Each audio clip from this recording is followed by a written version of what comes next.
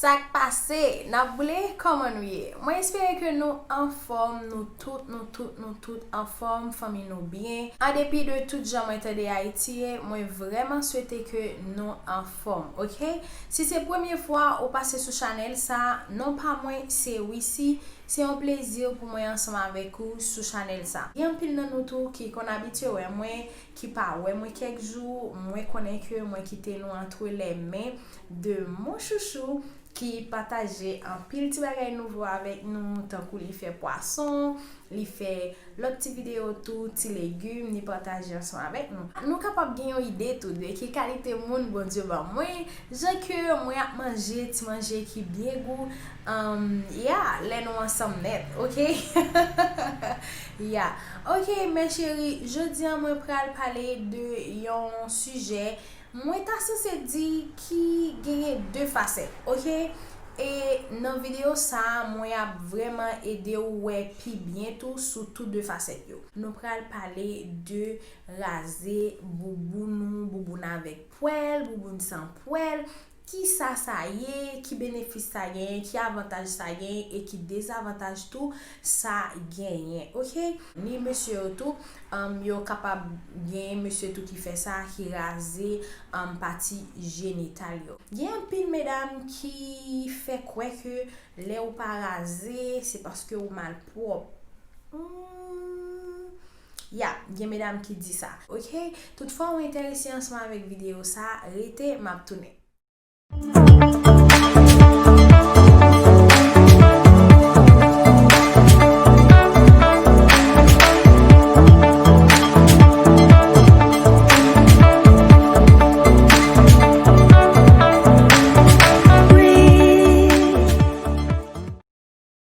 Ok, mes chéris, nan époque n'a vivre là, nan moment n'a vivre là, nous gagnons un paquet de bagages qui viennent moderniser. Comme si pas de gain yo nan temps grand moun nou yo, pas de gain yo avant, dans presque tout bagage net modernisé.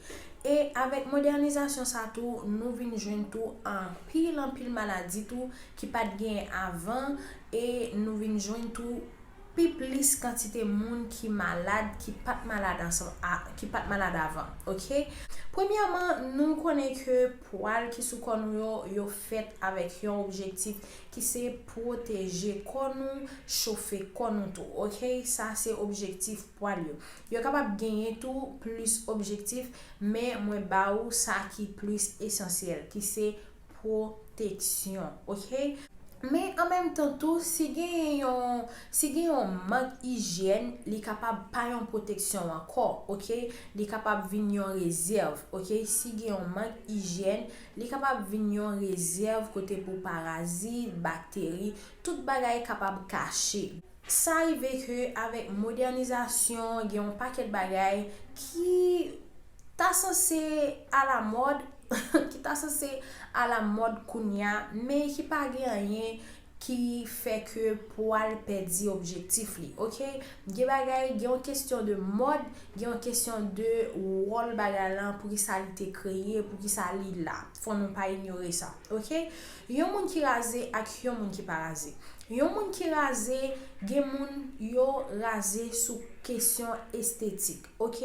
Beauté qui pas aucun rapport pour ensemble avec ni hygiène ni santé, OK? C'est juste une question de beauté, une question de préférence.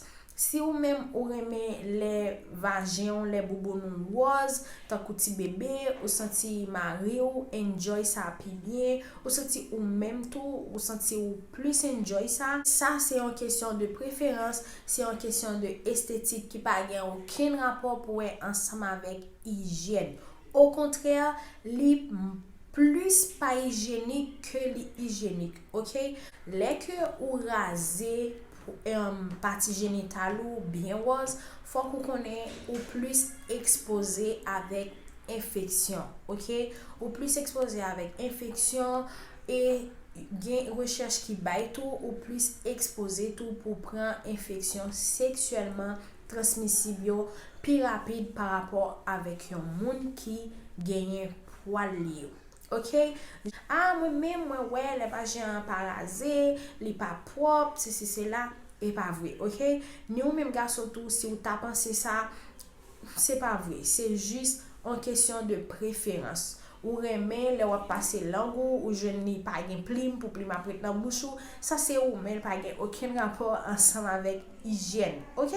Si ou se yon moun tou ki pa raze, lek ou gen poal tou, fok ou pran soin yo pou espas nan li men ka toujou rete prop.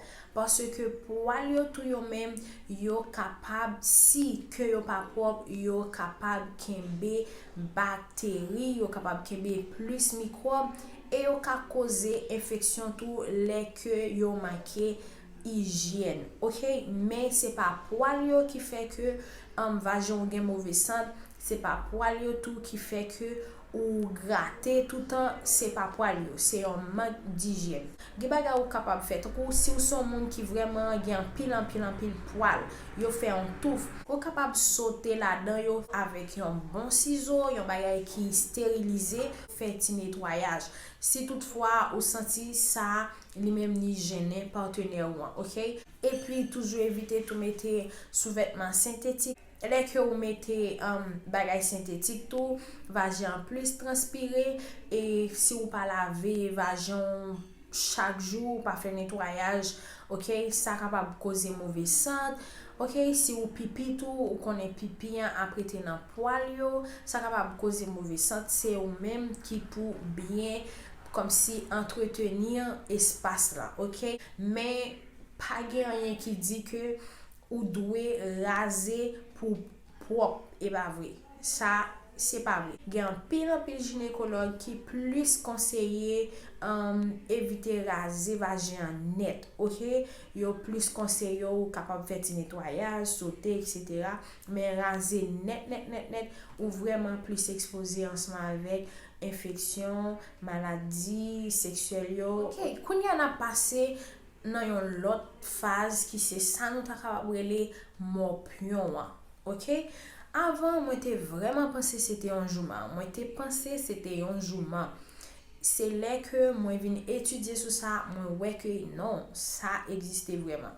Anpil nan nou konen ki sa ki morpion, se yon ti bet ki genyen 6 pat, yo map kite yon imaj pou kapab wè kote ke yo men yo atache nan poal yo epi yap sou se sang, ok? Ou konen, se de parazit yo viv o depan de moun nan yo viv o depan de ou men, kote ke yo nouri de ou, se ou men ki ede yo viv, ok? Ya, kote ke morpion li men, li chita la nan poalou, li kole, e se si li kapab paret sou form tache ou pa mem ran nou kont. Se stof ke ou we wap ple degrate, ok? Li kapab paret sou form tache noir ou bien gris. Men si ou son moun ki vreman prete atensyon, wap observe, wap pense se kout, wap pense se gaz. Se lè ke ou ta pran yon pince ou bien wal l'hôpital, yo pran yon pince, yo peze yo, se lè sa yo men yo bouje. La li mande pou raze tout poalou pou men moun kapab fe tretman sa, paske a koz yo envahi poal yo tache la, e li mande pou retire poal sa yo epi pou pase shampoo, depan de ki sa doktor li men li ba ou kom medikaman. Ki jan ou kapab pran morpion, ou kapab pran li lè ke ou fe seks avek yon moun ki gen morpion. E ou kapab pran li tou nan mezure rad. Gen moun nan la lachete nan pepe, li pran pantalon, li tou fure sou li konsa tout sal, e pepe, rad ou mezure an tou, li kapab gen pou la dan, e pi ou men mou pran, ok? E gen moun tou ki pran plezi nan mette ansan avek moun, mette sous-vêtement moun, utilize serviette ansan avek moun, moun nan kapab gen lan tet li si et tout tet li a serviette lan, e pi li menm ni pa soli ou menm si evajon. Eske se yon mank hijyen ki fe moun pran morpion? Non, li pa vreman yon mank hijyen, ni janman sol tou la ou ka yon moun ki tre prop, e pi wal kouche ansan avek yon moun tou, li menm ni prop, men gen yon lot moun ki te balil, e li menm ni vin ba oul, ok? E kapot pa empêcher ça, ok? Préservatif, ça va gagner rien du tout pour ensemble avec protection pour pas prendre morpion. Ok? Là, c'est côté que moi capable anti crasse relier poil ensemble avec maladie, ok? C'est seulement là parce que poil yo là, yo vin servi yon source ou bien yon niche pour morpion lui-même li demeurer, ok?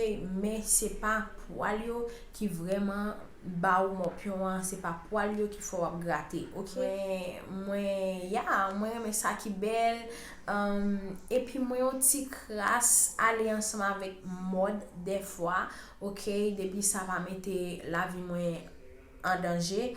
Nous capable gen une idée de préférence moi, mais j'aimerais dire moi pas juger personne monde qui choisit par raser et ça va gen aucun rapport pour ensemble avec malpropreté, ok?